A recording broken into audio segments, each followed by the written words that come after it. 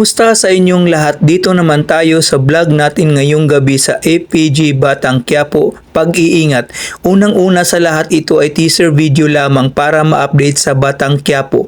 Huwag kalimutan i-follow at i-subscribe ang channel. Salamat po. Si Leyna ay pupunta sa presinto at nagpaalam ito kay General Suarez na kung saan magre-resign na siya at nagpasa ito ng resignation letter ito dahil gusto na niyang mag-resign sa trabaho nito bilang pulis. Ito ay nag-uusap sila ni Beng Silates sa bahay nila at inalayan ito sa mga problema nito. Ngayon, sinabi ito na nakita daw sila ni Tanggol at nangungumusta ito sa kanila. Dito ay pinaprangka ni Colonel Suarez ito si Leyna dahil kaugnayan ito kay rigor nito. Ngunit buo ng desisyon ni Leyna ito na mag-resign ito. Initest kay Beng na kung saan kumusta na si Tanggol ng anak ko at nakita kayo saan na siya nakatira. At the same time nag-usap si Camille at saka si Beng ito tungkol kay David. Itong mga kasama ni Roda ay na kung saan chinismis nila tungkol kay Rigor at kay Leyna ito dahil sa bahay ito. Kaya ito naman si Roda ay napagulat ito sa pangyari. Ngayon sinabi ni Marsing na magbayad ka sa upa mo dahil nangupahan ka lang dito. Kaya ang ginawa ito ni Marsing ay binigyan lang siya ng trabaho sa loob ng bahay. Pati ito si Nita ay nag-curious kung bakit ginawa ito ni Rigor ito kay Leyna. At the same time pumasok ito si Leyna sa office ni Rigor at ni Mando na kung saan siya ay nagpapaalam sa kanila ito. At the same time siya ay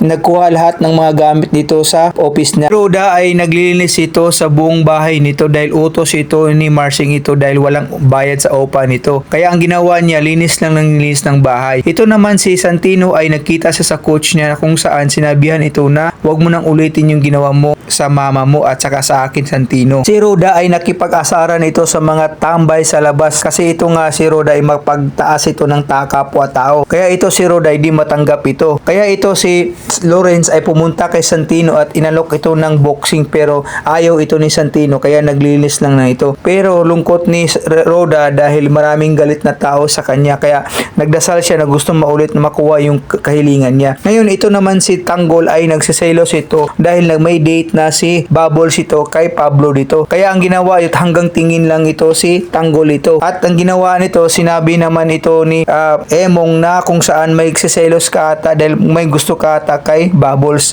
Abangan natin bukas mga master dahil magdi-date na si Pablo at saka si Bubbles. Abangan.